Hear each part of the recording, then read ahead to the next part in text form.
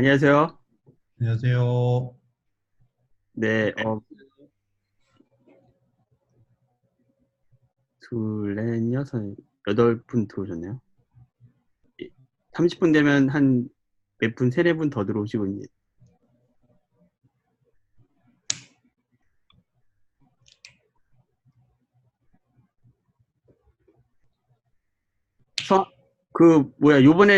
요번에 그 쿠버네티스 포럼 신청하신 분들,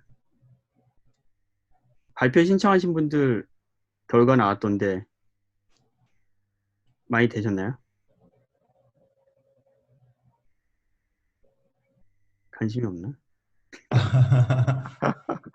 신청을 안 했습니다. 12월 달에 하시는 거 말씀하신 예, 거죠? 12월 달에 하는 거예요. 예. 저희 쪽은 거의 키노트 관련해서 메일이 네. 왔더라고요. 그래서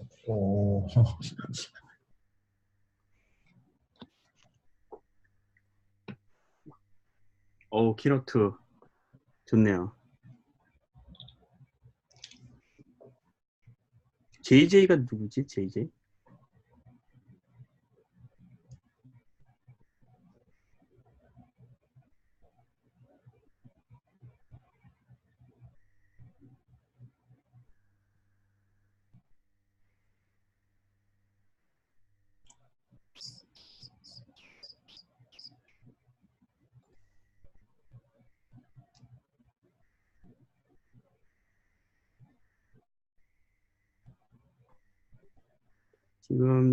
지금 9분 들어오셨네요. 온라인 미팅 별로 안 좋아하는구나. 보통 몇 명 들어오시나요? 뭐 8명에서 10명, 12명 뭐 이렇게 들어오는데 한 30분 돼가지고 한 세네 분 정도 더 들어오고 막 이러는데 아무튼 30분 됐으니까 네네. 뭐 9분이긴 하지만 바로 시작하시는 게 좋을 것 같은데요. 생각보다 네. 너무 안 하는데 오늘 일단 되게 많이 올라갔는데 큐플로우가 별로 관심이 없나 보네. 그런 것 같습니다. 그런가 보네요. 네, 그러면은 진행을 하도록 하겠습니다. 네. 네네네. 일단 제목은 쿠베플로우 두다지고요. 저희 회사 두다지에서 이제 쿠베플로우를 어떻게 썼는지에 대한 이제 내용을 좀 소개하려고 합니다. 그래서 목차는 소개, 그리고 쿠베플로우, 그리고 두다지에서 쿠베플로우 어떻게 썼는지, 그리고 또 이제 쿠베플로우가 현재는 어느 상태까지 왔는지 뭐 그런 것들, 그리고 Q&A로 이렇게 순서를 진행하도록 하겠습니다. 네. 소개하면 저희 두다지라는 회사는 AI 서비스를 위해서 풀어야 하는 숙제를 해결하는 회사이고요. 그래서 저희 회사를 이제 AI 서비스 엑셀레이터라고 정의를 하고 있고, 또 좀 더 좀 실용적인 AI, 또 시간과 비용을 좀 더 효율적으로 쓸 수 있는 R&D, 아니면 뭐 패스트 무브, 패스트 페이를 상당히 지향하는 회사입니다. 네, 그래서 저는 거기서 일하는 KB라고 불리는 엔지니어고요. 그러면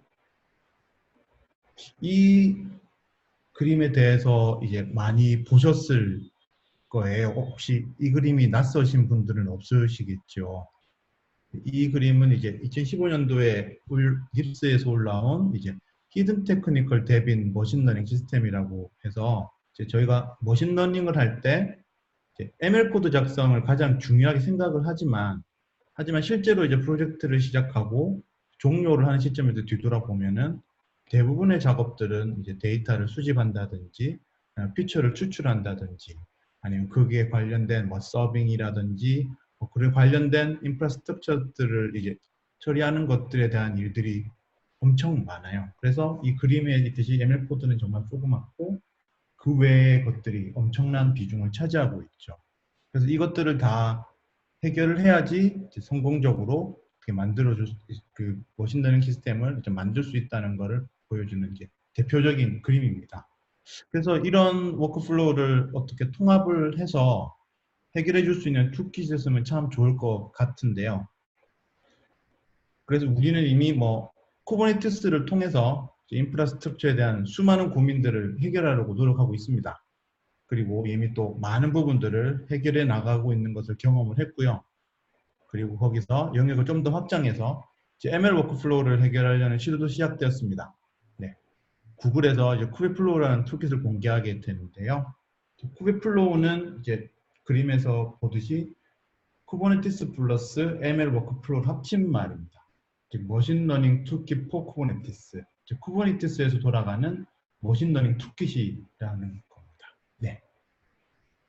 그래서 쿠베플로우 시작은 이제 구글 내부에서 이제 쿠버네티스의 텐서플로우 익스텐디드 파이프라인을 좀 어떻게 잘 돌려볼까라는 시도부터 시작이 되었어요. 이제 쿠버네티스에서 이제 텐서플로우 잡을 실행을 시키는 것부터 시작을 한 거죠. 이 로드맵을 보면 이제 데이터가 오면 데이터를 전처리를 하든지 뭐 피처 익스트랙션을 하든지 뭐 그런 식으로 진행을 하고 그걸 가지고 이제 모델을 학습을 시키고 그게 나온 어떤 그래프라든지 그런 것들을 저장을 하게 되고 그걸 서빙할 건지 아니면 또 이 모델이 이 데이터셋에 뭐 적합한 좀 맞는 모델인지 뭐 그런 것들에 대한 어떤 어널리시스를 하게 되는데요. 쿠베플로우는 처음 2017년 12월 처음에 이제 쿠베플로우가 이제 쿠버네티스 블로그에 처음으로 소개됐어요. 그리고 최초 릴리즈가 이제 작년 3월에 나왔고요. 그래서 0.5 버전까지 오는데 거의 1년이라는 시간이 걸렸고 그 사이에 엄청난 많은 픽스들과 변경사항들이 적용이 되었어요. 지금 이제 0.7 RC 버전까지 나와 있고요. 올해 1.0까지 찍으려고 하실 것 같은데 아직은 가능할지는 잘 모르겠습니다. 그리고 스타는 이제 7K에 이제 포크도 1K가 넘는 좀 무서운 신인급 툴킷이 되겠습니다. 네, 그러면은 쿠베플로우는 다시 무엇일까요? 공식 사이트에서 제공해주는 설명을 보면은 ML 워크플로우에 필요한 새로운 서비스를 만드는 것이 아니라 각 영역에서 가장 적합한 오픈소스 시스템을 제공하겠다라고 이렇게 나와 있습니다. 보면 베스트 오브 브리드라고 나와 있는 그런 전략을 이제 오픈소스 시스템 적용을 해서 쓰겠다는 거죠. 그래서 이제 쿠베플로우는 이제 어떤 새로운 서비스를 만들어낸 게 아니라 기존에 있던 오픈소스들의 묶음으로 이제 보시면 됩니다. 그것도 이제 쿠버네티스 생태계에 있는 오픈소스들을 사용을 하는 거죠. 그러면은 이제 그 오픈소스들은 어떤 것들일까요? 쿠베플로우에서 제공해낸 오픈소스들은 크게 이제 ML 워크플로우의 분류인 이제 모델 작성, 학습, 튜닝, 서빙 등으로 이렇게 나눠져 있습니다. 모델 개발자들과 인프라 개발자들 위해서 다양하게 준비되어 있는데요. 핵심 컴포넌트라고 볼 수 있는 건 크게 세 가지입니다. 하나는 주피터 노트북, 두 번째 마우스가 보이나요? 네. 두 번째는 이제 하이퍼 파라미터 튜닝을 위한 카티브, 그리고 이제 그 ML 파이프라인을 만들기 위한 이제 파이프라인이라는 명령, 이렇게 세 가지가 크게 핵심 컴포넌트가 되고요. 그래서 한 가지씩 뜯어보면 이제 처음은 주피터 노트북인데요. 주피터 노트북은 플로우를 설치만 하게 되면 쉽게 GPU 노드 프로비저닝을 할 수가 있습니다. 즉 여기 나와 있는 대로 설치만 하면 얻게 되는 첫 번째 이득이 되겠는데요. 쿠베플로우 주피터 노트북 허브는 이제 텐서플로우를 포함한 자체 이미지를 제공을 합니다. 거기서 이제 쿠버시티의 권한을 가지고 있기 때문에 노트북만으로도 이제 많은 이제 쿠버시티로 할 수 있는 일들을 할 수 있게 되는 거죠. 뭐 노트북에서 뭔가를 만들어서 그거를 이제 어떤 팟으로 배포를 한다든지 뭐 서비스 롤링다든지 그런 식으로 되겠죠. 그래서 주피터 노트북은 텐서플로우 플러스에 뭐 쿠버시티엘 플러스 노트북을 해서 이제 쿠베플로우 주피터 노트북이라고 할 수 있고요. 그리고 하지만 이게 커스텀 이미지를 사용하려고 하면은 이제 제공되는 가이드대로 이미지를 생성을 해야 돼요. 아직은 우리가 보통 작업을 하게 되면 이미지들을 별도로 관리하게 되는데 쿠베플로우 주피터 노트북에서 올려서 사용을 하게 된다면 여기서 제공되는 가이드대로 다시 이미지를 만들어야 됩니다. 이게 좀 약간 좀 단점이기도 하고요. 그리고 주피터 특성상 이제 현재 어느 노드에 어떤 GPU가 사용되고 있는지를 또 가용할 수 있는 정보가 있는지 없는지를 알기가 좀 힘들기 때문에 만약에 펜딩이나 걸리게 되면은 결국은 뭐 다시 해당 로그라든지 아니면 뭐 대시보드 같은 거 다시 또 확인을 해야 되는 상황들이 발생을 해서 그렇게 편리하지는 이런 부분에서는 좀 약간 편리하지는 않은 것 같아요. 네. 그 다음은 이제 하이퍼 파라미터 최적화 툴인 카티브인데요. 기본적으로 이제 하이퍼 파라미터를 최적화하는 플로우는 이제 요 그림과 같을 겁니다. 하이퍼 파라미터를 선택을 하고 모델을 생성을 시킨 다음에 훈련 데이터를 학습시키고 그리고 또 다시 또 검증 데이터 측정을 한 다음에 이산이 아닌갑다 하면 다시 또 하이퍼 파라미터를 또 수정을 하고 모델을 생성하고 이 과정을 이제 쳇바퀴 돌듯이 계속 이제 되는데요. 이 시간도 솔직히 만만치 않습니다. 되게 엄청 삽질을 하는 건데요. 잔뼈 굵은 이제 ML 개발자면은 그 최적화 작업이 뭐 경험을 통해서 금방 끝날 수도 있지만 그렇지 않으면 이제 분명 많은 시행착오들과 그리고 또 그 과정에서 발생하는 불필요한 시간들은 절대 무시를 못할 겁니다. 그래서 이 과정을 어느 정도 자동화해 주는 것이 이제 일단 카티브고요. 카티브는 구글 비지어 서비스 포 블랙박스 옵티마이제이션이라는 그 구글 서비스에 대한 논문들이 나와 있는데 거기서 일단 출발을 했고요. 그래서 현재 이제 구글의 ML 엔진에서 이제 카티브와 비슷한 형태의 그 초매개 변수 조정이라는 우리나라로 번역이 되어 있는 그런 서비스로 일단 제공이 되고 있습니다. 그거를 카티브는 오픈소스화로 되었다고 생각하시면 될 것 같고요. 그래서 어떤 ML 프레임워크든 이제 적용이 가능하기 때문에 아마 가장 쉽게 적용해 볼 수 있는 최적화 툴이라고 이제 사이트에서 이야기를 하고 있습니다. 그러면 하이퍼 파라미터 튜닝이 이제 뭘까요? 보통은 이제 여기 있는 대로 모델 학습 시 설정하는 변수값의 최적의 걸 낼 수 있는 조정 행위가 될 거고요. 뭐 러닝 레이트라든지 드라바 비율을 어떻게 할 것이라든지 아니면 히든 레이어를 몇 개를 준다든지 뭐 배치 사이즈도 아니면 뭐 액티비티 펑션을 뭐 어떤 걸 쓸 것인지 마담 쓸 것인지 뭐 그런 것들에 대해서 이제 어떤 걸 최적의 결과를 낼 수 있게 선택을 하는 조정을 하는 행위를 하이퍼 파라미터 튜닝이라고 할 수 있는데요. 이 검색 알고리즘을 기준으로 해서 목표한 수치까지 계속 트레인 잡을 실행을 해서 거기서 나온 결과를 수집하고 그리고 그것들을 가지고 이제 최적의 결과를 낳는 것들을 이제 뽑아내게 되는 거죠. 그래서 카티브에서는 그리드, 뭐 랜덤, 베이시안, 뭐 하이퍼밴드, 뭐 이런 식으로 제공을 하긴 하는데요. 네, 일단 많은 알고리즘을 일단 제공은 하고 있긴 합니다. 그리고 스터디잡이라고 이제 실제로 하이퍼 파라미터 튜닝 카티브의 그 잡을 실행시키는 것이 커스텀 쿠버네티스 리소스이기 때문에 야물 CRD 형태로 사용이 가능합니다. 좀 이따 보여드릴 텐데요. 그리고 또 모델 내 변경 작업 없이 그냥 매트릭 컬렉터가 수집하는 로그 형태만 변경해서 사용을 하고요. 이게 학습을 돌릴 때 나오는 뭐 저희 뭐 배치 몇에 뭐 현재 뭐 로스가 얼마고 그다음에 뭐 현재 밸리드 아큐러시가 어떤 거니 그런 식으로 로그가 나오는 것들을 수집을 합니다. 네. 그래서 워커랑 매트릭 컬렉터 두 개의 컴포넌트가 실행이 됩니다. 그러면 카티브는 어떻게 동작을 할까요? 카티브 동작 원리는 일단 실제로 그 트레인이 도는 워커 팟이 돌게 되고요. 그 워커 팟이 돌기 시작할 때 이제 매트릭 컬렉터라는 팟이 1분 단위로 계속 돌면서 여기서 보이는 이 워커 팟이 제공하고 있는 로그를 수집을 합니다. 그러면 얘를 비지어 코어라는 곳에 저장을 하게 되고요.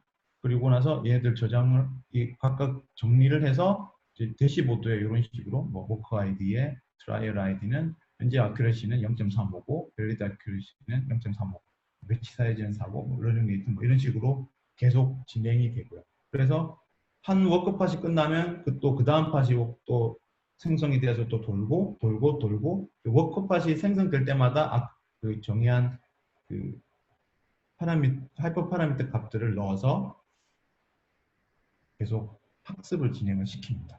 이거 잠깐 질문해도 돼요? 네, 하셔도 됩니다. 이게 그러면 저기 시퀀설하게 가는 거예요? 아니면 패러럴하게 갈 수 있는 거예요? 시킨설하게도 갈 수 있고 패럴럴하게도 갈 수 있습니다. 네. 지금은 그 이제 시퀀설하게 그냥 설명을 해주시면. 네네네, 그렇죠, 그렇죠. 시퀀설하게도 갈 수 있고 패럴럴하게도 갈 수 있고, 그다음에 뭐 해당 리소스에 따라서 뭐 CPU 잡이면 한 노드에서도 뭐 여러 개 패럴럴하게 돌릴 수 있는 거고요. 네. 그러면 그렇게 돼요. 초기 파라미터도 알아서 랜덤하게 아까 알고리즘이 있었구나. 네네네네네. 알겠습니다. 그렇습니다. 네. 그래서 워크플로우는 일단은 그 아까 여기 워커들을 실행하는 것 학습을 진행을 하고 이제 하나의 스터디 잡을 주기적으로 생성하는 매트릭 컬렉터가 이제 로그를 수집해서 값을 기록하고요. 그리고 스터디 잡의 정의대로 워커는 이제 연속적으로 뭐 시퀀설하게 생성되든지 병렬로 생성돼서 검색 엔진 알고리즘에 따라서 이제 하나표 파라미터를 추적해 나가고요. 그래서 목표란 값이 도달이 되면 해당 잡은 이제 해당 학습이 종료되는 시점에 전체 다 종료가 됩니다. 그리고 지금 저희가 두더지에서 사용하고 있는 게 0.5 버전인데 0.6 버전에서는 이제 뭐 명칭이라든지 그런 내용들이 좀 바뀌어서 약간 틀리긴 한데 기본 돌아가는 구조는 작동 원리는 똑같습니다. 네. 그러면 실제로 카티브에서 제공해주는 알고리즘, 서치 알고리즘이 여러 가지가 있는데 보통은 이제 뭐 매뉴얼 서치를 일반적으로 하죠. 그냥 저희가 수동으로 찾아서 넣고 한 땀 한 땀 바꿔서 체크하고 뭐 이렇게 경험이 이제 많아진다면 이제 대충 체크팩도 노려볼 수 있는 그런 케이스가 발생할 거고요. 그리고 이제 그 다음은 이제 그리드 서치나 랜덤 서치를 이제 적용을 하게 됩니다. 그래서 그리드는 이제 하이퍼 파라미터 값을 일정 간격으로 이제 탐색을 하게 되는 거예요. 그 대신 이제 찾으려고 하는 하이퍼 파라미터 수가 많아져 버리면 그만큼 검색 시간이 증가가 될 거고요.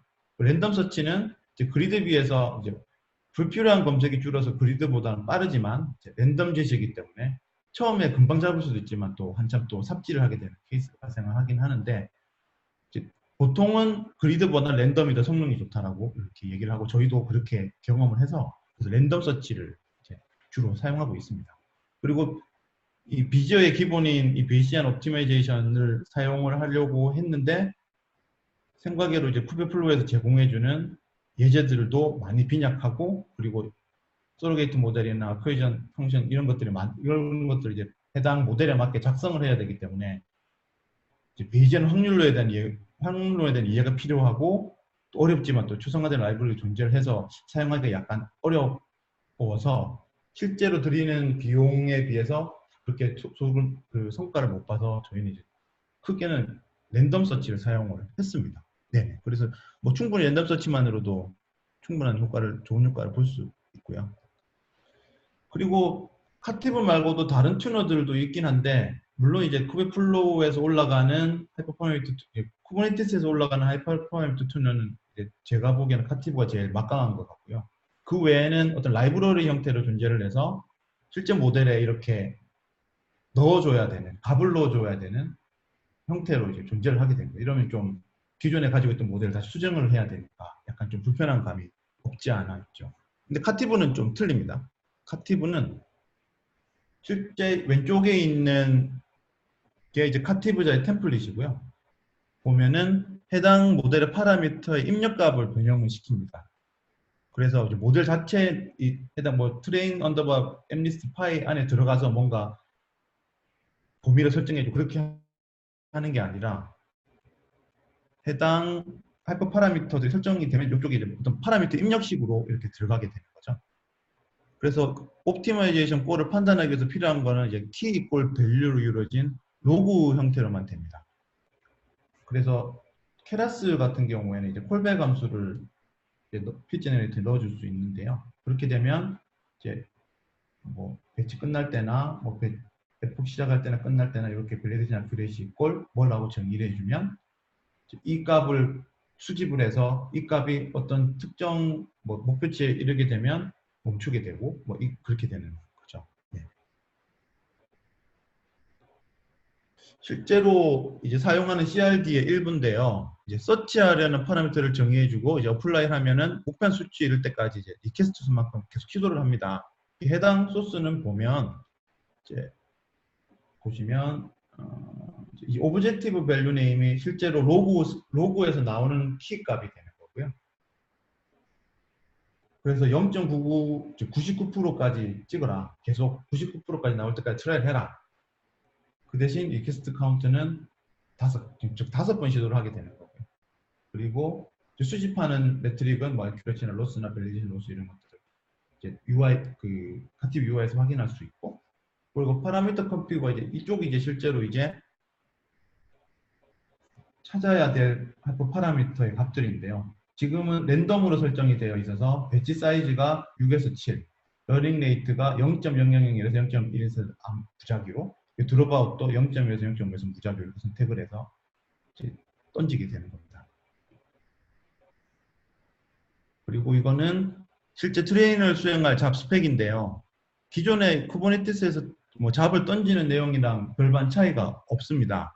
사용자가 서치하려고 하는 하이퍼 파라미터마저 저희가 이 카티브에서는 이 빨간 박스 안에 있는 것처럼 이런 식으로 그냥 넣어서 이터레이션을 돌리는 식으로 되는 거니까요. 이거는 뭐 기존에 수동으로 던졌을 때랑 단지 표현 방식이 바뀐 거지 뭐 특별하게 소스를 변경해야 되는 부분들이 아니라서 참 괜찮은 것 같습니다. 네네. 그렇지만 카티브에도 단점들이 있는데요. 이게 얼리 스타핑이 제공되지 않아서 만약에 뭐 8개의 노드에서 총 한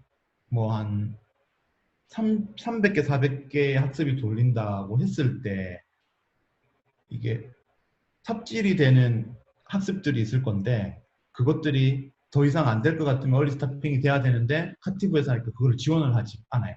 0.6 버전에서도 지원된다고 했는데 안 되고 0.7부터 될는지도 모르겠지만, 그래서 일단 한번 돌리면 꼴이 안 나는 꼴 답이 나오지 않는 이상은 계속 학습을 다 돌려야 됩니다. 네, 이게 좀 단점이고요. 또 하나의 단점은 하나의 이터레이션이 끝내야 다음 이터레이션이 넘어간다는 건데, 이게 이제 아까 말씀드린 병렬인데요. 만약에 하나의 노드에서 한 개의 잡들이 돌아가고 있어요. 하나의 잡에서 한 개의 잡, 하나의 노드에서 하나의 잡이 돌고, 그게 한 10개 노드에서 10개의 잡이 도는데, 가운데에 어떤 3번 노드가 뭐 어떤 다른 이유로 학습이 멈췄어요. 그러면은 그냥 생각하기에는 그 다음 잡으로 넘어가야 되는데, 이 실패된 노드의 잡이 다른 노드에 있는 잡이 끝날 때까지 그냥 기다리고 있어요. 그래서 한 이터레이션이 싹 다 끝나야지 그 다음 이터레이션, 그 다음 잡으로 넘어가기 때문에 이것도 좀 수정이 돼야 되지 않나 싶긴 하고요. 그리고 UI는 사용자 UX가 전혀, 즉 사용자 경험이 전혀 고려되지가 않아서 한 번 찾으려고 하면은 몇 번을 클릭해야 되는 그런 좀 이슈들이 있습니다. 그래서 API를 던져서 각을 보는 게 더 편하고, 그리고 또 아까 보여드렸던 이렇게 단일 형태로만 파라미터 컴피그들을 설정할 수 있어서, 예를 들어서 뭐 러닝 레이트가 0.1에서 0.1일 때 더블이, 그러니까 드롭아웃이 0.1에서 3까지 찾고 싶다, 이런 식으로 페어에 대한 선택이 안 돼서 그것도 좀 약간 아쉬운 부분이긴 합니다. 그래도 기존의 학습을 돌리고 그리고 그것들을 확인하고 뭐 이러는 과정들에 비해서 카티브는 엄청 체감 시간이 단축되는 건 사실입니다. 질문 있습니다. 네네, 말씀하시죠. 잊어버리기 전에. 네. 아까 하나 이터레이션이 끝나야 다음 이터레이션이 간다 그랬잖아요. 네네네. 그거는 노드에서 하나만 돌아갈 때를 얘기하는 거예요? 아니면 노드에서 예를 들어서 그 노드가 막 그 5개가 있는데 그 한 노드당 2개씩 해가지고 10개를 쫙 돌릴 수도 있잖아요. 그러니까 한 노드에 2개가 돌 수도 있잖아요. 네네네. 그렇게도 가능한가요? 네, 그렇게도 가능한데요. 지금 네. 이제 여기 보시면 리퀘스트 카운트라는 게 실제로 한 이터레이션의 이터레이션 수라고 보면 될 것 같아요. 그래서 첫 번째 리퀘스트 카운트가 도는 동안에 그 이터레이션에 해당된 모든 잡들이 끝이 나야지 그 다음 두 번째를 시작을 하게 되는 거거든요. 아, 그럼 리퀘스트 카운트가 한마디로 하면 그 단계라고 보시면 되는 거예요? 네네네. 뭐 단계라고도 뭐 생각을 하셔도 될 것 같긴 합니다. 네. 근데 그러면 워커 잡을 몇 개 돌릴지는 안 나와 있잖아요. 그거는 지금 이게 여기 지금 화면이 빠졌긴 했는데, 네. 하단부에 설정을 할 수는, 지금 밑에 좀 그 값들이 빠져서 안 보이는데요. 그 설정을 할 수 있습니다. 네. 네. 그 내가 알아서 노드가 한 5개인데 GPU를 뭐 여유가 있어서 한 노드에 뭐 3개 정도 띄울 수 있다라고 하면은 제가 그거를 그러니까 그 파드의 개수를 제가 잡을 네네, 조절이 가능합니다. 거예요? 네네네. 아,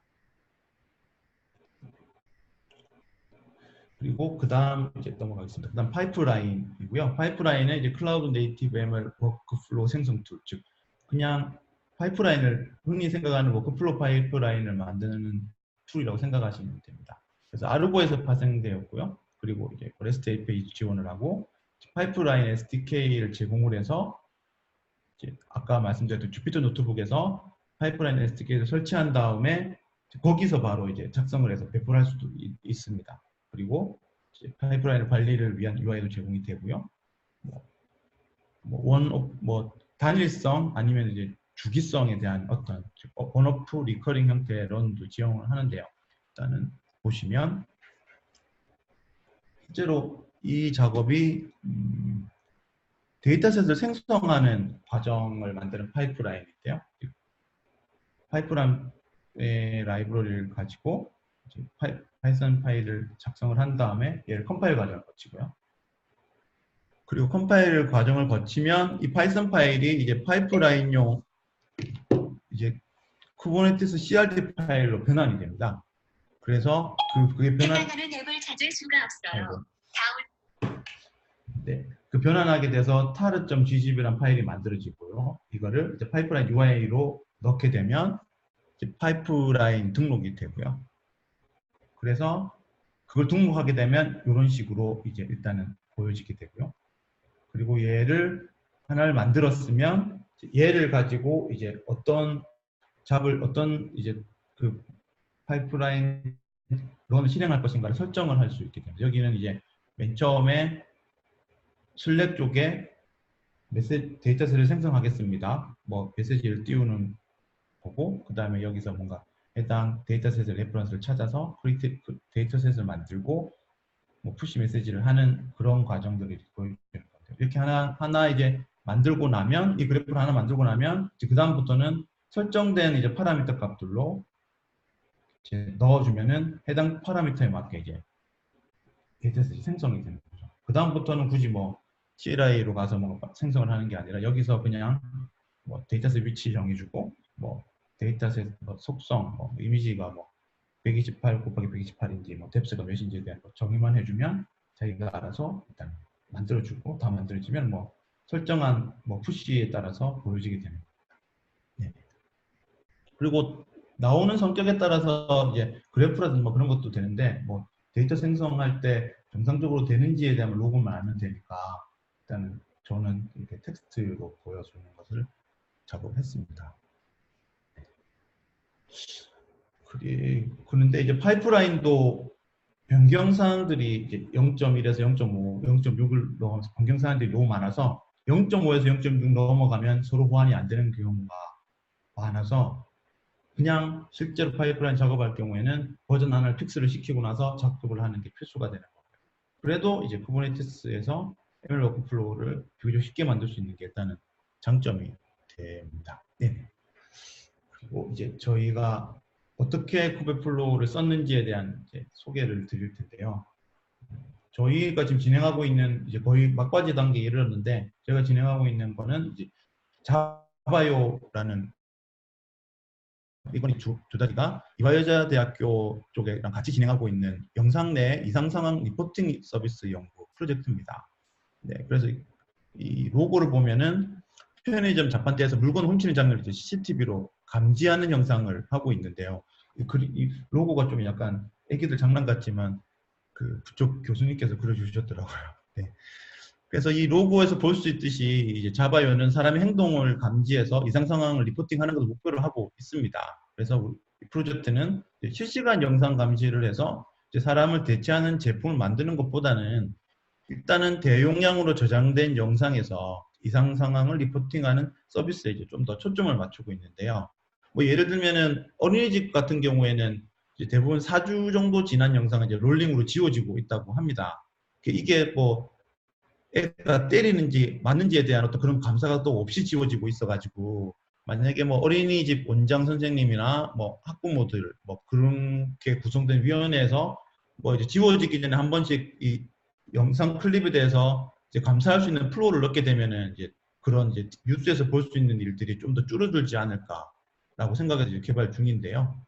그래서 편의점 같은 경우에도 이제 도난이 생겼을 때 이제 영상을 돌려보는 게 솔직히 좀 불편해서 이제 도난이 아닌 경우는 이제 그냥 넘어가는 경우가 되게 많았다고 합니다.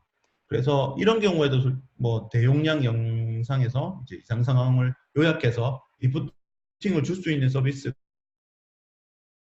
뭐 효과가 있을 거라고 보고 있어서 이제 진행을 하고 있습니다. 네, 그래서 대충 데모 영상을 보여드리면 이 영상은 이제 UCF에서 제공해주는 크라임 영상 중에서 이제 훔치는 거에 대상된 영상이고요. 그래서 우리가 정의한 뭐 손을 뻗쳐서 뭐 두리번 거린다든지 손을 뻗치는 장면을 찾아내는 장면입니다. 보시면 이 영상 인식을 위해서 이제 3D CNN이나 뭐 액션 리코기네이션이나 뭐 룰러나 샵 네트워크 같은 걸 활용해서 뭐 리아이덴티피케이션 하는 것 등 그렇게 GPU를 활용해서 트레인을 수행을 하는데요. 그래서 뭐 파란 옷을 입은 사람이 이제 두리번거리다가 손을 딱 대고 뭐 뭔가를 가져가는 것들. 이게 이제 저희 프로젝트의 목표입니다. 이거는 처음 이제 시작하는 과정에서 만들어진 데모고요. 현재는 이제 이화여대에서 제공된 커스텀 데이터셋으로 테스트를 진행 중입니다. 네. 그래서 저희는 쿠베플로우를 첫 시작을 이제 주피터 노트북을 쓰는 것으로 일단 시작을 했는데요. 저희가 이걸 하기 전에는 기존에는 이제 쿠버네티스가 들어와서도 이제 어떤 프로비저닝 해주는 게 좀 편하긴 했는데 그래도 이제 모델 개발자들은 결국은 또 인프라 담당자들한테 텐서플로우 이미지 띄운 노트북 하나 열어주세요 라고 얘기를 하면 인프라 담당자들은 띄우고 그 해당 뭐 서비스 URL이겠죠. 그런 것들을 제공해 주는데요. 이게 좀 과정들이 좀 약간 로드가 걸리다 보니까 쿠베플로우에 있는 주피터브를 활용해서 이제 좀 더 쉽게 그냥 요청 받으면 바로바로 해당 UI로 뭐 이미지 정의해주고 볼륨 정의해주고 그래 GPU 하나 쓸게 뭐 2개 쓸게 정해주고 스폰하면 해당 이제 노트북이 생성이 되고요. 그리고 얘를 이제 그분한테 하려고 하는 모델 개발자들한테 전달만 해주면 되는 거니까요. 되게 좀 편해졌다고 해야 볼 수 있습니다. 네네네.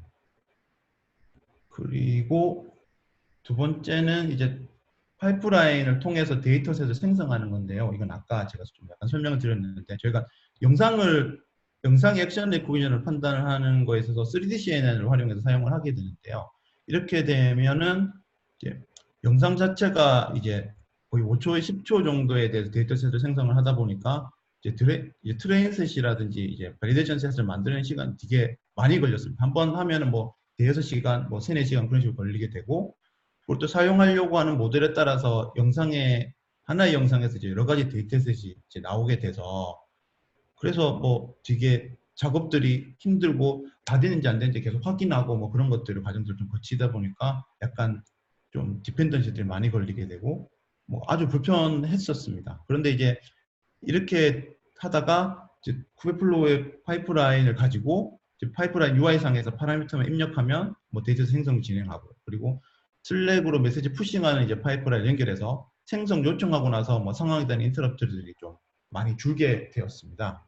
네, 그래서 그리고 또 하나는 저희가 이제 커스텀 데이터다 보니까 매주 저희가 영상을 별도로 제작해서 그걸 데이터셋을 만드는 작업들을 하고 있는데요. 이건 이제 출근하자마자 뭐 10개씩 만들어서 등록시키고 그런 식으로 하다 보니까 뭔가 정상적인 관리가 안 돼서 다시 이걸 파이프라인으로 연결하게 돼서 영상을 제작하게 되면 영상을 하는 레코더가 리니어 버킷을 이제 저장을 하고요.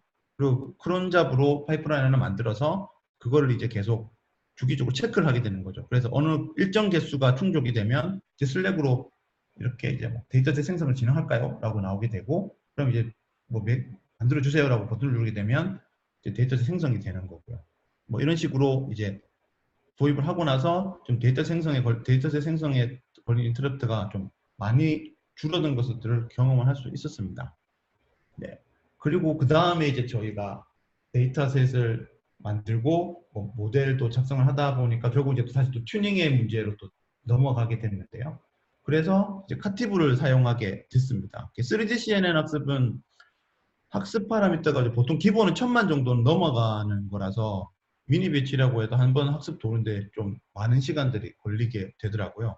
그러니까 이게 이제 최적화된 파라미터를 찾으려고 하면 또 계속 많이 해보는 수밖에 없는데 이게 언제 끝나는지에 대한 알람이라든지 아니면 어떤 관리들이 전혀 힘들다 보니까 보통 트레인 돌려놓고 결과 보고 변경하고자 하는 그런 작업들이 계속 그렇게 반복되다 보니까 실제로 들이는 시간에 비해서 의외로 성과가 좀 적었습니다. 그런데 이제 카티브를 도입하면서 이제 리소스 사용하는 거, 뭐 GPU 얼만큼 쓰고 뭐 그런 것과 그리고 뭐 트레인의 결과들이 좀 효과적으로 결과를 관리하는 걸 효과적으로 좀 바뀌게 됐는데요. 실제로 보면 뭐 0.5 목표를 하고 하나의 노드당 30번 실행을 하게 되고 이제 배치 사이즈, 러닝 레이트, 드롭아웃 옵티마이저를 정의를 하게 되고 여기 보면 4에서 16까지 뭐 SGG나 아담이나 RMS냐 뭐 이런 식으로 정의를 해주고 그리고 나서 이제 그렇게 되면 60개 정도 실행이 되는데요. 이걸 이제 돌려놓고 퇴근을 하게 되는 거죠. 그러면 퇴근하고 나서 그 다음날 돌아오게 되면 아침에 출근하면 이런 식으로 화면의 결과들을 기다리고 있습니다. 그러면 여기서 발리데이션 액큐레이션 높은 것들과 그리고 해당 그 워크아이들 클릭하게 되면 어떻게 학습이 진행되는지에 대한 그래프도 확인할 수 있는데요. 그래서 그것들을 통해서 지금 이게 정상적으로 학습이 되고 있는 최적화되고 있는 파라미터인지를 선별을 하게 돼서 다시 또 이제 이 정렬된 값들을 기준으로 다시 또 스터디 잡들을 카티브 잡을 작성한 다음에 다시 카티브를 던지죠. 그리고 저는 또 이제 다른 업무를 보고 있고 그리고 이 잡이 끝날 때쯤 또 다시 또 저는 확인을 한 번에 확인하게 되니까 이런 일들 계속 반복하면서 뭐 최적의 파라미터를 찾게 되는 거죠. 그래서 뭐 결과를 보면 0.5%였다가 뭐 0.35에서 뭐 옵티마이저가 SGD일 경우에는 뭐 높은 발리데이션 크래치가 빈도수가 됐다. 그럼 이걸 하자. 뭐 이런 식으로 계속 하다가 0.48에서 0.66, 0.77까지 이어져 나가는데요. 물론 이게 이제 오피팅인지 아닌지는 뭐 레퍼런스 스코어라든지 영상 테스트를 해보면 뭐 알겠지만 그래도 어느 정도 학습 뭐 로스라든지 어떤 액큐레시나 발리데이션의 어떤 비율을 봤었을 때는 어느 정도 하이퍼 파라미터 최적화에 좀 근접을 하지 않았나라는 생각을 합니다. 네. 그리고 그 다음 이제 이렇게 되니까 아까 보여드렸던 이 리스트들도 이제 보기가 좀 UI 들어가서 봐야 되니까요. 그리고 아까 말씀드렸듯이 이거를 찾아서 들어가는데 클릭해야 될 들어갈 그런 어떤 수들이 되게 많아서 이거마저도 좀 더 자동화할 수 없을까 싶어서 고민을 하다가 그래서 또 다시 파이프라인에 크론잡을 활용을 해서 그래서 이제 카티브 결과를 좀 편하게 볼 수 있는 엔드포인트를 만들었습니다. 그래서 카티브가 REST API를 제공을 하고 그것들을 활용해서 업무 메신저로 활용하고 있는 슬랙 채널에 알람을 띄우게 만들었고요. 그래서 뭐 물론 카티브에서 제공하는 매트릭 수집하는 그 해당 팟 쪽 컨트롤러를 이제 커스터마이징하면 되는데 아직 카티브도 베타 버전이라서 또 수정하면 또 그 다음에 또 어떻게 바뀔지 몰라가지고 그냥 파이프라인에서 제공하는 크론 잡을 사용을 했습니다. 그래서 주기적으로 특정 라벨 스터디 잡에 베스트 밸리데이션 아큐레시를 슬랙에 푸시를 하고 그 사용자 선택에 따라서 이제 인프런스 파이프라인 호출해서 테스트 영상을 생성하고 그리고 그 영상을 확인할 수 있는 엔드포인트까지 그렇게 만들었고요. 네, 그래서 보면 저 시간이 좀 남아 있으면은 남아 있어요. 남아 있나요? 잠깐만. 네, 이게 시간이 짧은 영상이랑 다른 영상들이 있어서 잠깐만요.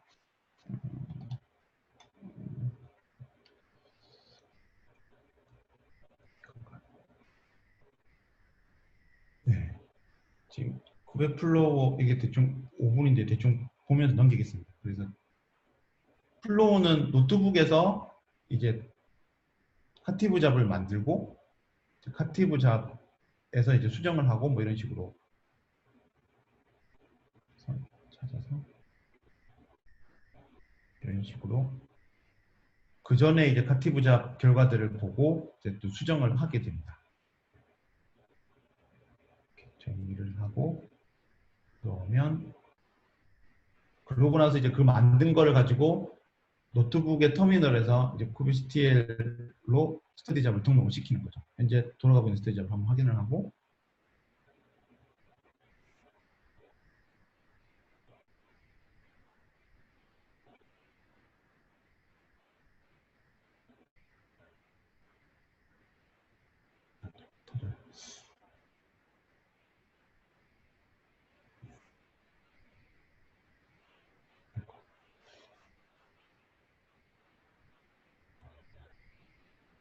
그러면 생성이 되고 이제 노트북에서 진행하고 있는 일인 거죠. OCTL을 날려서. 그래서 정상적으로 등록되는지 확인을.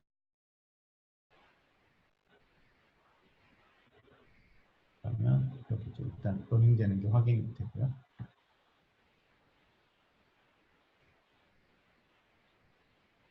또 이제 쿠베플로 파이프라인에서 이제 자바 스토리지 잡을 등록을 했으니까 이제 모니터링 스토리지 잡을 이제 파이프라인에서 또 등록을 합니다. 얘를 특정 라벨, 즉 지금은 잡 이름으로 선정을 하는데요. 잡 이름으로 나오는 친구를 모니터링을 해라. 베스트만 보여줘라. 결과를 다 보여줄 건지 베스트만 보여줄 건지 선택을 할 수 있게 했는데요. 지금 예제는 데모 영상은 이제 다시 툴로 가보죠. 그래서 10분 간격으로 물론 데모 영상 만들기 때문에 1분 간격으로 이렇게 손이 돌게 만들었고요. 그래서 이런 식으로 돌게 되고 슬랙에서 이제 시작이 되는 거죠.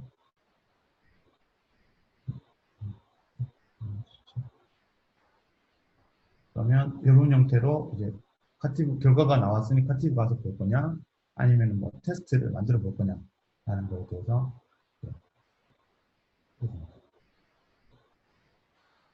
그러면 시간이 지나니까 죄송합니다.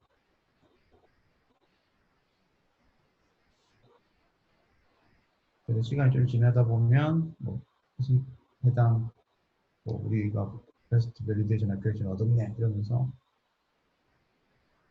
푸시를 오게 되고요. 그래서 가서 이제 카티브 가서 보는 거죠. 보시면 해당 스터디잡을 가고 클릭을 하게 되면 학습이 어떤 식으로 진행되는지 이런 식으로 시간의 축에 따라서 매트릭 밸류가 어떤 식으로 되는지 확인이 되고,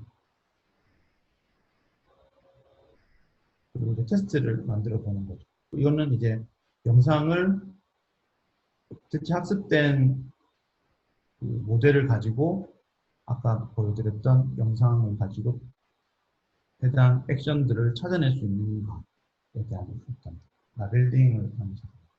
그럼 테스트 셋에서 샘플 하나 가져와 가지고 거기서 테스트 해보는 거예요? 네네, 그렇죠, 그렇죠.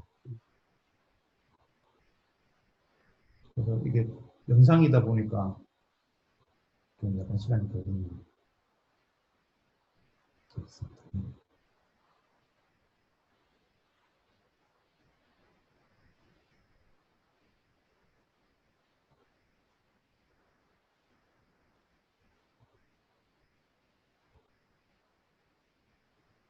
그래서 이게 실제로 API에서 받은 거에서 지금 테스트 모델을 만들고 있고, 그래서 인프런스 과정들을 거치게 되는 거고요.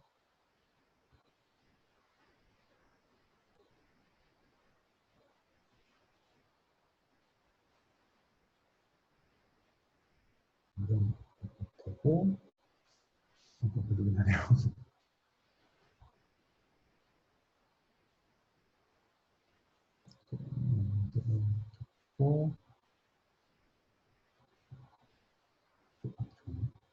그러면 이런 식으로 엔드포인트를 제공해주고, 그러면 실제로 이 영상들이 이렇게 나오게 되고요. 그러면 이 영상들이 올바르게 됐는지 좀 확인을 해볼 수 있는 거죠. 그러면 얘가 지금 활을 쏘고 있다든지 그런 것들에 대해서 이게 일단 데모 영상이고요.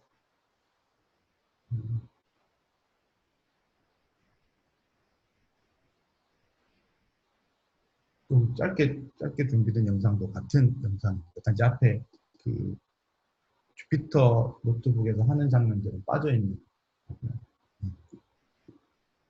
그래서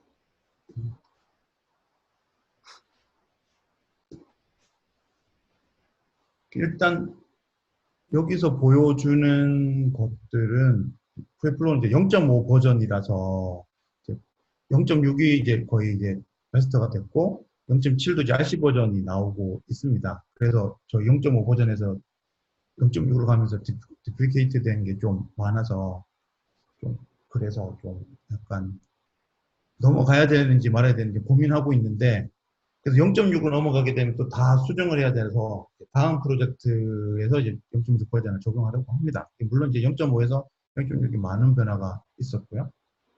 그래서 0.6으로 가면서 주피터 허브가 랩으로 바뀌었고요. 그리고 또 이제 서비스 메시가 바뀌는데요. 쿠베플로우는 아까도 말씀드렸다시피 많은 오픈소스들이 이제 하나의 허브에 묶여져 있기 때문에 서비스 메시가 되게 중요한 상황인데요.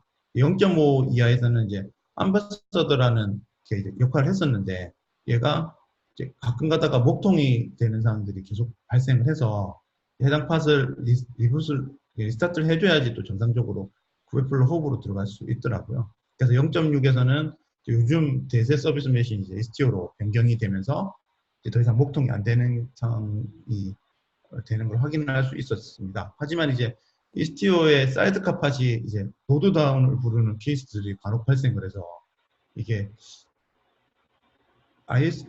그 파티브에서 도는 팟에 사이드카 팟이 붙으면서 이슈가 생기는 건지는 아직까지 좀 더 확인을 해봐야 되지만 좀 더 성숙해 좀 되어야 되지 않나 싶고요. 그리고 이제 어플리케이션 컴플리케이션을 설정하는 데서 케이스넷이라는 것을 사용을 했었는데 얘는 이제 아예 그냥 디플리케이트 된 상태라서 쿠버네티스 지원한 커스터마이즈를 사용하게 변경이 됐고 0.5까지는 이제 쿠플로우는 멀티 유저 개념이 없었습니다. 아까 보였던 그 노트북도 누구나 다 들어와서 볼 수 있는 거라서 뭔가 유저 아이솔레이션이 안 됐었거든요. 근데 이제 0.6에서 이스티오가 들어오면서 이제 멀티 유저를 이제 지원하기를 시작을 했습니다.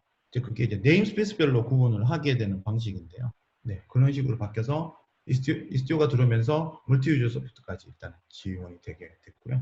그리고 카티브나 파이프라인도 가끔 가다가 실행이 안 되는 경우들이 이제 발생을 하게 되는데 얘들이 아예 그냥 없어져 버리거나 아니면 로고도 남기지 않은 채 어떻게 에러가 난 상태로 돼버리면 디버깅하기가 좀 쉽지가 않았었거든요.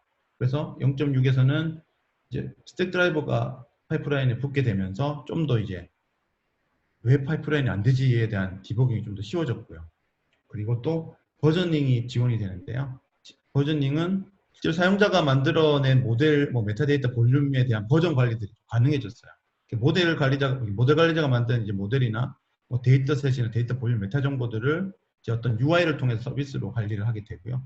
그리고 0.5 이전에서는 이제 되게 소스에 대한 주석이 되게 빈약했었거든요. 그리고 예제들도 그렇게 친절하지도 않았고 찾아보려면 막 몇 달이 건들되고 결국은 다시 또 소스 뜯어봐서 해봐야 되는데 소스 뜯어봐도 그렇게 친절하게 되어 있지 않아서 0.6에서는 제가 알기로는 쿠베플로우 전사적으로 덕 스프린트를 만들어서 각각의 이제 서비스별로 소스 레벨의 이제 그 주석을 다 단 거로 알고 있습니다. 저도 이제 페어링 쪽에서 진행을 같이 좀 했었는데요. 그래서 지금쯤 이제 거의 다 마무리 단계가 돼서 소스만 봐도 얘가 어떤 걸 하는 건지에 대해서는 되게 잘 되어 있습니다. 네네. 그리고 0.7은 이제 아직 RC 버전이라서 그냥 투두만 남아있는 상황인데요. 그래서 데이터 볼륨을 이제 원래는 이제 어떤 잡을 실행시킬 때 PV를 넣는 게 0.5 전에는 안 됐었고 0.5에서 지원이 되고 0.6에서는 좀 더 편하게 바뀌었고 그걸 이제 0.7에서는 이제 좀 더 관리를 할 수 있는 UI가 나오게 된다고 하네요. 그래서 다른 유저들과도 공유할 수 있게도 되어 있고요. 그리고 또 0.6에서 나왔던 어떤 서비스들의 안정성 확보 그리고 확장되는 것들이 아마 0.7에서는 주가 될 것 같습니다. 네, 그리고 아릭토라고 해서 그 쿠베플로우 벤더가 있는데요. 이제 여기는 이제 미니 KF라고 해서 로컬에서 쿠베플로우를 실행을 시킬 수 있는 그런 이제 어떤 솔루션을 제공을 하는데 이제 쟤네들이 자체 만든 거 가지고 이제 클라우드로도 확장을 시킬 수 있는 그런 다른 좀 깔끔하고도 좋은 솔루션인 것 같습니다. 그리고 지금 상황에서 가장 빠르게 만나볼 수 있는 로컬상에서 가장 빠르게 만나볼 수 있는 구이플로우라고도 볼 수가 있고요. 네. 그래서 보여드리면 대충 이렇게 설치를 하게 되면 이런 화면이 뜨게 되고요. 그래서 뭐 10.808 들어가 보면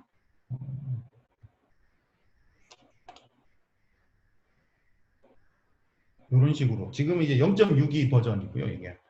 이게 이제 이뻐졌죠. 아까 설명드렸던 대로 노트북은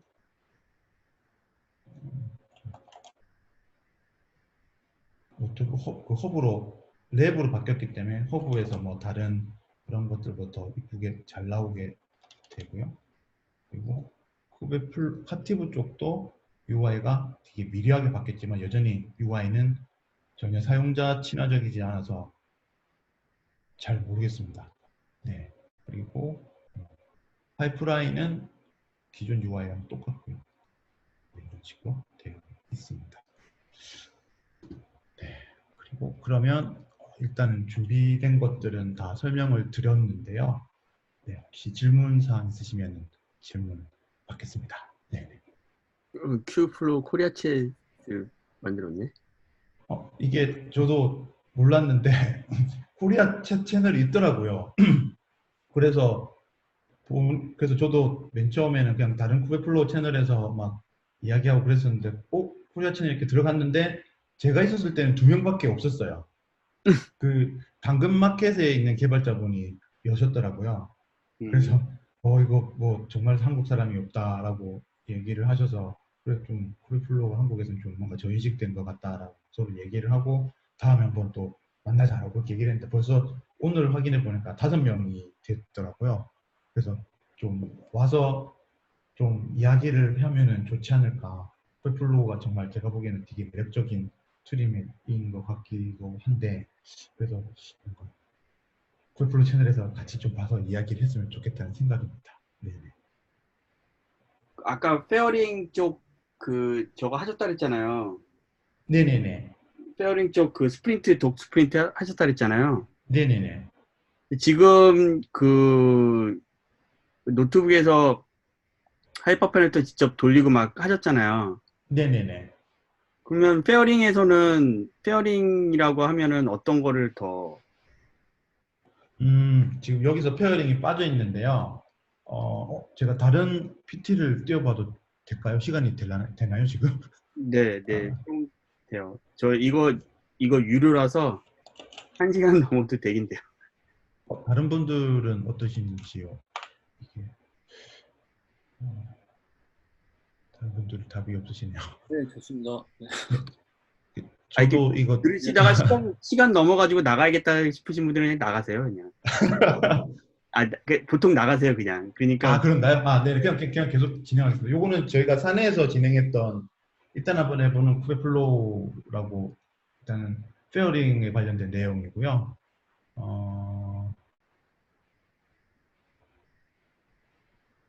페어링이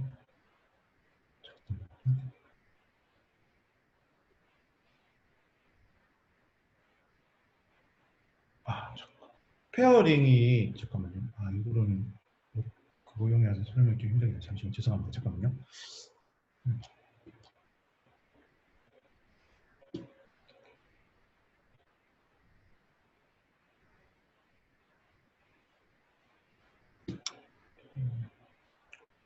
이거는 저희가 오픈 인프라 데이 때 발표를 했던 내용인데요.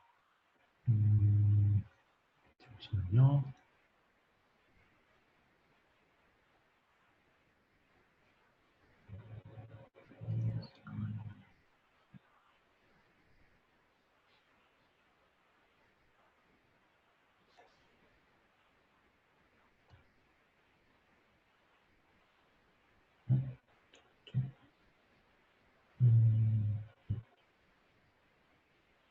죄송합니다. 잠시만요.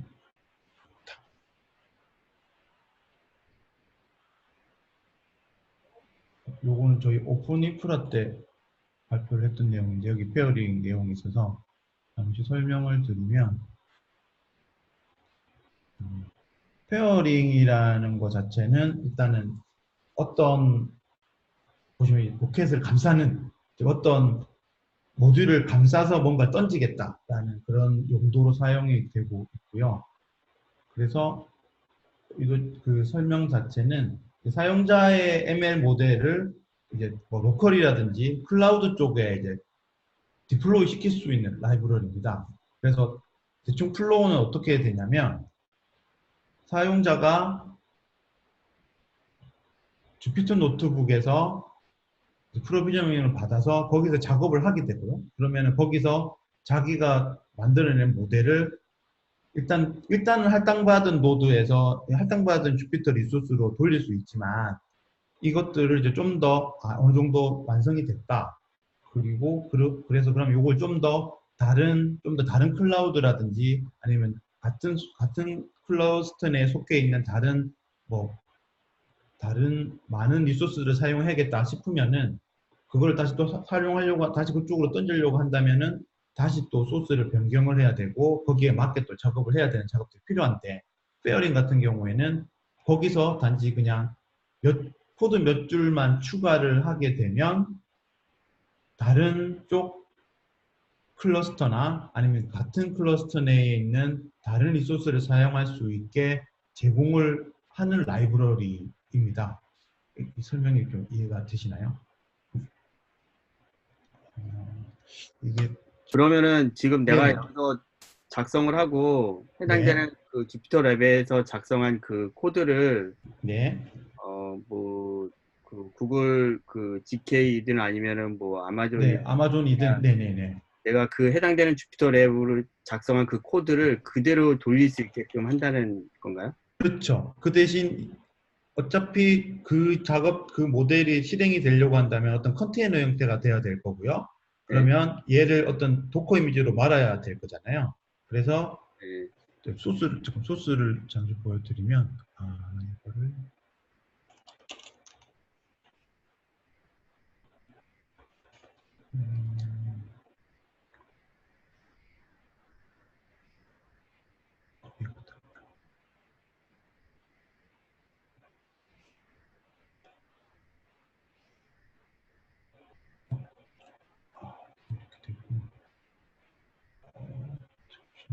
이 소스를 보면 단박에 아실 수 있을 것 같은데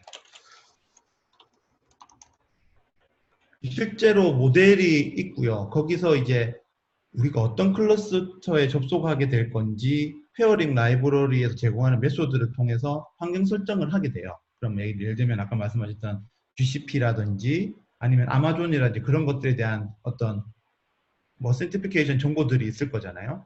그런 것들을 페어링 라이브러리에서 제공해준 메소드 통해서 정의를 하게 되고 어떤 이미지를 만들 것인가를 정의를 하게 되고 그러고 나서 내가 현재 속해 있는 클러스터라든지 아니면은 현재 노트북에 설정되어 있는 클러스터에 이제 kubectl 형태로 잡을 날리게 만들어 주는 거거든요. 그러면은 상대방 그 대상이 되는 페어링으로 다른 곳에 날리려고 하는 곳도 쿠버네티스가 그대로 설치되어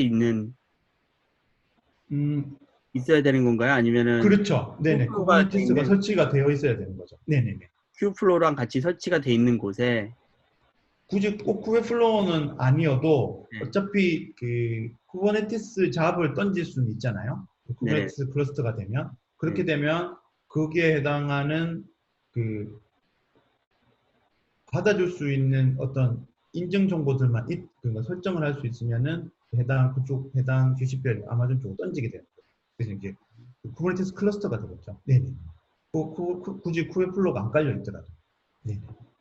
근데 그러면은 그 뭐가 좋은지 모르겠는데 왜냐면 일단은 먼저 그 하이퍼파네트 튜닝을 할 거잖아요. 네. 하고 나서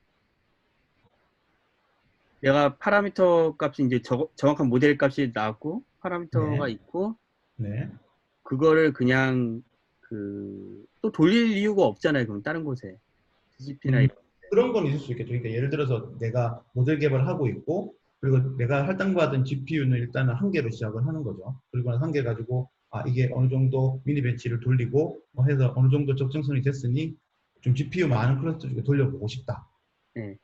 그럴 경우에 그냥 여기서 지금 여기는 간단한 예제긴 한데 이런 식으로 레지스트를 정의해주고 뭐 빌더라든지 뭐 디플로이 이런 것들을 정의를 해주고 이제 밑에 리모트런 관련된 어떤 페어링 관련 함수를 통해서 우리가 만들어낸 모델을 말아서 던지게 되면은 이제 여기서는 단지 GPU 하나 가지고 들을 이제 아까 말씀드렸던 뭐 GPU 여러 개 있는 클러스터 쪽으로 던져서 바로 그냥 던질 수 있는 거죠. 실행만 시키게 되면. 그러면 페어링이 되기 위한 뭔가 라이브러리나 이런 것들이 실제로 있어요? 그러니까 큐플로우에서 제공을 해주는 거예요? 네네네. 지금 페어링도 큐플로우 컴포넌트 중에 하나이기 때문에 그래서 네 그래서 지금 뭐 그 PIP 인스톨 큐플로우 페어링이라고 치면은 바로 페어링에 관련된 라이브러리를 다운받을 수 있고요. 아, 그러면 뭐 아마존의 S3 접속을 쉽게 한다거나 뭐 이런 것들?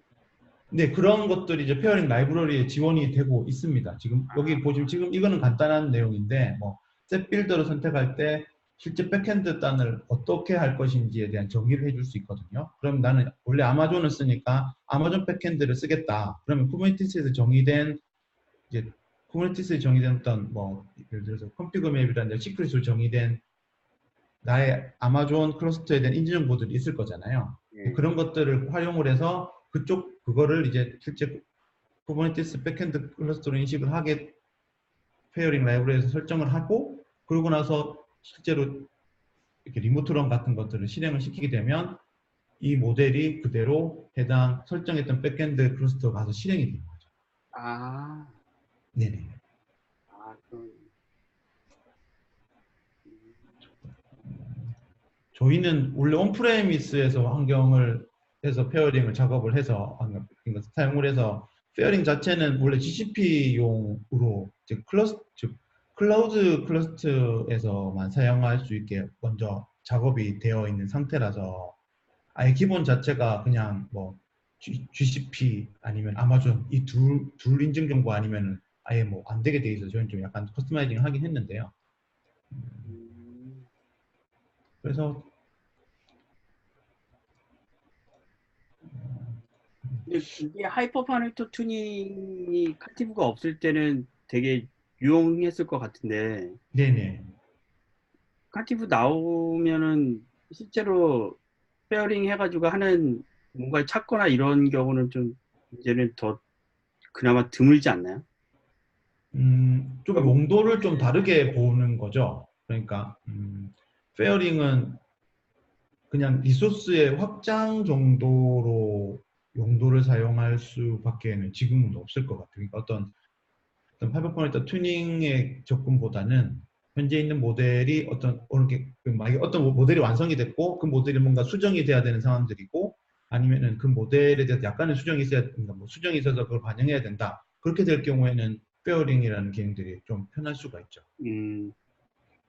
하이퍼 튜닝은 그냥 아예 그냥 카티브 쪽으로 맡겨버리는 거고 그게 그렇게 연동이 되는 플로우도 물론 만들 수는 있을 거예요. 저희도 처음에는 접근을 그 노트북에서 모델을 만들고 페어링을 통해서 우리 클러스터에 등록을 시켜서 잡을 던지고 그 잡이 실제 카티브 잡이 되어서 카티브 튜닝을 하게 되고요. 그 튜닝이 하게 되면 그것들이 파이프라인을 통해서 아까 보여드렸던 그런 식으로 수집을 하든지 아니면 어떤 뭐 서빙을 하는 쪽으로 이어지게 만들든지 그런 식으로 하나의 플로우를 크게 생각을 했었는데 그렇게 하려고 하는 페어링이 그렇게 나이스하게 되지는 않더라는 결국은 페어링은 현재까지만 해도 GCP, 아마존만 지원을 거의 해준다고 봐야 돼서 그쪽에 클러스터 구성이 안 돼 있는 이상은 이렇게 아까 말씀드린 연동을 좀 만들기가 힘들죠. 어차피 그 하이퍼파라미터 옵티마이제이션 자체는 GPU 리소스 쓰게 되는 거니까 결국은 돈이잖아요. 그렇게 되면은 차라리 그런 어떤 옵티마이제이션은 온프레임 머신에서 돌리는 게 베어메탈 머신에서 돌리는 게 좀 더 이득이겠죠. 네. 그러면 지금 그 주피터 랩에서 만든 그거 자체를 도커 이미지로 그 만들어주는 도커 이미지로 빌드하는 그거 해서 도커 레지스트리까지 넣어주는 그 해당되는 라이브러리들이 포함되어 있다는 거죠. 네네, 페어링이 기본이 일단은 먼저 도커 이미지를 만들고 그 도커 이미지를 만들기 위해서는 해당 컨텍스트 내용들이 필요하잖아요. 네. 그 저장이 되어 있을. 음. 그래서 그것들이 필요한 그것들 때문에 이제 뭐 S3 버킷이라든지 아니면 GCP에는 하여튼 그런 어떤 스토리지 같은 것들에서 먼저 넣어놓고 그 기반으로 이미지를 빌드를 한 다음에 레지스트리 등록을 하게 되는 거라서 어쩔 수 없이 클라우드 클러스터의 힘을 빌려야 되는 상황이게 되는 거죠. 그렇게 푸시를 하고 나서 그 다음 단계가 이제 페어링은 이제 어떤 백엔드 쪽으로 던질 것인가. 이걸 어떤 잡들을 쿠버네티스 잡으로 실행을 시키는데 어떤 백엔드를 쓸 것인가를 이제 선택하게 되는 거예요. 네네. 아주 명확하게 이해가 되네요. 네네.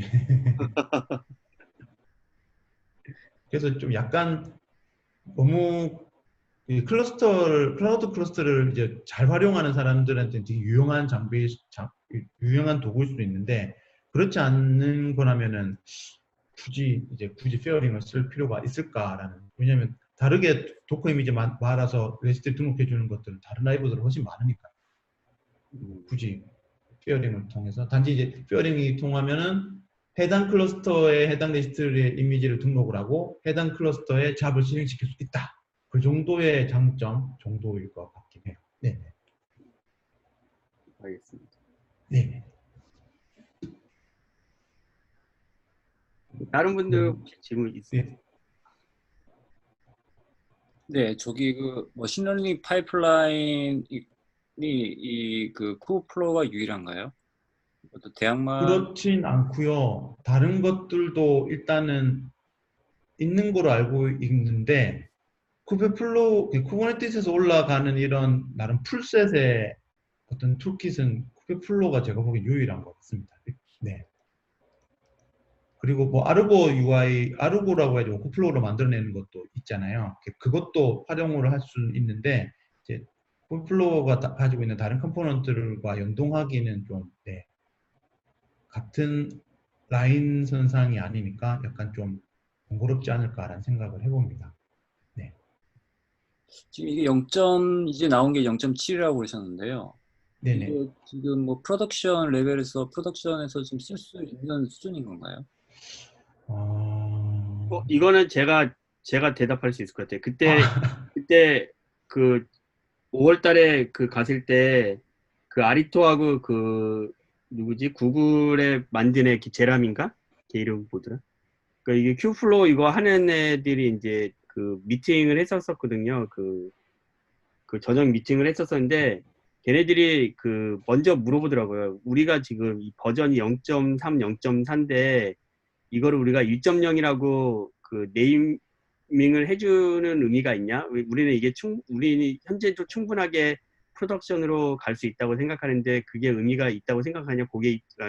사용하는 입장에서 물어보더라고요. 그래서 자기네들은 이미 어느 정도는 쓸 수 있기 때문에 그거를 쓸 수 있다고 보는 거고. 왜냐면 이게 결국 트레이닝하고 하는 거잖아요. 물론 서빙도 좀 있겠지만. 그래서 이제 그런 쪽으로 물었고 내가 1.0으로 가는 게 그래도 사용자 입장에서는 고객을 설득시키기에 더 좋다. 이런 얘기를 한번 한 적은 있었어요. 자기네들은 이미 기본적으로는 쓸 수 있다고 생각하고 있는 것 같아요. 프로덕션. 지금 상황에서 저희도 아까 말씀드렸던 카티브랑 파이프라인 연동하는 것들은 지금도 충분히 프로덕션 레벨에서 쓸 수 있지 않나라는 생각을 해보긴 합니다. 네. 감사합니다. 요번에 가세요? 네네, 저는 갑니다. 이명환님. 네네, 저는 샌디에고 갑니다. 네. 지금 한 분 더 가신다는 분, 이사님이 이명환님이셨구나. 네네. 요번에 보니까 큐플로가 되게 많더라고요. 네네, 이번에 작정하고 나오는 듯한 느낌이었습니다. 네. 거의 제가 조사한 것만 해도 거의 10개 정도 되는 것 같아서 요번에 아마 좀 이렇게 뜨는 세션이지 않을까. 그리고 또 사용자들이 되게 많더라고요. 이거 적용해가지고 대부분이 다 유즈 케이스 발표하는 것 같아요. 거의 10개 세션이 거의 유즈 케이스 발표예요.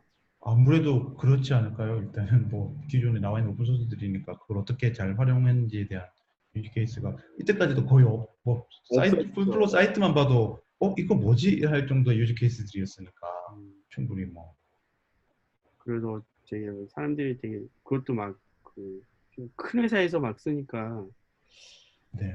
유지 케이스도 음, 밀리는 것 같더라고요. 그것도 이 회사 규모에 따라서. 그래서 아무튼 오늘 그 되게 그 수고 많이 하셨습니다. 그 더 감사합니다. 질문 없으신가요 혹시? 네, 없습니다. 아 없으세요? 예. 저희가 이게 그 온라인 미팅을 하면서 저희가 그때 주제를 잡고 이거를 좀 이렇게 많이 그 뭐라 그럴까 좀 포커스할 것들을 그 찾고 있어요. 근데 이제 이런 지금 여태까지 한 걸 보면 포커스한 걸 찾을 때 먼저 그 잘하시는 분들이 처음에 이끌어주는 것들이 좀 필요하면 그것들이 포커싱이 잘 되고 뭐 그렇지 않다 그러면은 약간 좀 그 한 번 하고 흐지부지하고 막 이런 경우가 많거든요. 근데 오늘 보니까 되게 많이 그 실제로 많이 사용해 보셨고 그다음에 이런 부분들에 있어서도 어, 결론적으로는 그 실제 모델링을 할 수 있는 분들이잖아요. 그래서 잘 하시는 것 같아요 보니까 이게 이게 그 사이언티스트 좀 8할 그 나머지 2할은 좀 활용 이거 같은데 개발적 근데 많이 하신 것도 되게 도움이 된 것 같고 이 그 다음번에 이제 저희 내부적으로도 아니 그러니까 내부적으로 하면 되겠다. 저희 그 이 쿠버네 우리 그 그룹에서도 이 부분에 큐플로에서 또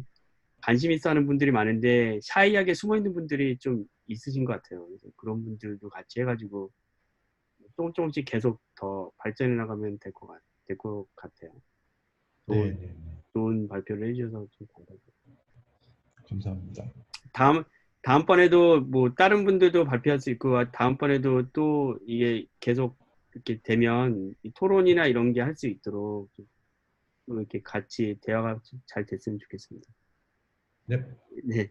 오늘 고생 많으셨습니다. 다른 분들도 다 고생 많으셨고요. 그러면 오늘은 그러면 여기까지 하고 마치겠습니다. 제가 이거를 레코딩을 했거든요. 네, 레코딩은 이건 공유해도 되는 거죠. 네, 상관없습니다. 아, 네. 그러면은 제가 이거를 사이즈가 어느 정도 되는지 보고 어떻게 공유할지 한번 보겠습니다. 너무 발표 잘하고 좋아서. 그럼, 그렇게 좀 짧다고 생각하고 원래 핸즈온까지 준비를 했었는데 너무 욕심을 부렸었나 보네요. 네, 아, 정말요? 네, 걱정하지 마세요. 저희가 있습니다. 다음 주에 하시면 되겠네요. 이거를 또 만들어요. 아유, 감사합니다. 저희하고. 그러면 지금 다들 큐플로를 GPU는 아니더라도 네네. 다들 설치하신 분들 있지 않아요? 이게 네네. 설치가 네. 너무 쉽거든요. 네, 네, 저도 맞아요. 예, 그래서 그러면 다음 주에 염치 없지만 혹시 핸즈온으로 지금 생각하는 핸즈온은 네. 아까 말씀드린 그 플로우 그대로 네, 그러니까 그 노트북에서 네. 모델을 만들고 그리고 페어링으로 이제는 GCP 쪽이 되겠죠? 뭐 GCP 쪽으로 올려서 이미지를 넣고 나서 그 다음에 그거를 카티브에서 학습을 하고 카티브에서 학습을 한 결과를 이제 뭐 그 아까 말씀드린 파이프라인에서 보여주는 그런 거를 일단은 좀 만들었었는데 네. 그거를 해도 될런지 모르겠네요. 그러니까 엠리스트 기준으로 어차피 그쵸, 로컬에서 할 수 있는 거는 엠리스트밖에 없을 것 같거든요. 네네네. 엠리스트로 해도 충분하죠. 뭐. 네네네. 그러면은 이거를 오프라인으로 하는 게 좋고 오프라인을 하면 더 좋을래나 아니면 온라인으로 하는 게 더 좋을래나? 왜냐면 온라인으로 하면 그 화면이 저희가 이 화면을 보면서 왔다 갔다 해야 되는데 네네. 그거는 제가 대표님이랑 일정을 상의를 해야 될 것 같은데요. 온라인이면은 상관없으시죠? 네, 온라인이면 이 시간쯤이면 상관없을 것 같은데 말씀하셨던 대로 왔다 갔다가 그렇게 쉽지가 않을 것 아니 그 같은데. 보는 우리가 그 따라하는 분들이 네. 이 화면 공유된 화면으로 이제 실습하고 또 내가 주피터 랩에 쓰는 화면이 다를 거 아니에요? 그럼 왔다 갔다 왔다 갔다 할 것 같아서. 네네네. 그럼 뭐 만약에 그냥 제가 아까 말씀드린 그 플로우대로 진행하는 것만 보시는 것만으로도 만약에 뭐 도움이 된다고 하시면은 그렇게 온라인상으로 진행을 해도 크게 상관은 없을 것 같긴 합니다. 저희가 만약에 녹화하시니까 괜찮을 것 같은데요. 저희가 설치했다 그러면은 어느 정도 예상하세요? 만약에 다들 Q플로우는 설치해 왔다. 그러면 그런데 말씀하셨던 대로 설치는 일단은 원래 0.5 버전까지가 설치가 정말 힘들었는데 정말 네. 이제 0.5 들어오면서 설치가 되게 쉬워졌잖아요. 네네네. 그러면서 그렇게 되면 이제 그 이후부터는 그냥 따라하면은 되는 정도니까 그렇게 큰 삽질 같은 건 없을 거라 생각이 들거든요. 그럼 1시간이면 되겠네요.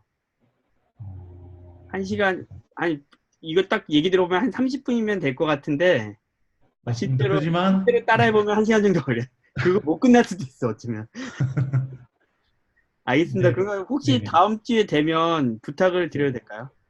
일단 제가 한번 저희도 다음 주에 일정이 어떻게 되는지를 몰라가지고 아, 네네네. 야근이 있을 수도 있으니까요. 네네. 네네. 그래서 한번 대표님이랑 얘기해보고 네, 아마 주중으로 제가 말씀을 드릴게요. 아마 내일이나 모레쯤 말씀드리겠습니다. 아, 네, 알겠습니다. 예, 고맙습니다. 오늘 다들 그 발표하느라 너무 수고 많이 하셨고요. 다른 분들도 좋은 경험 된 것 같습니다. 고맙습니다. 네, 감사합니다.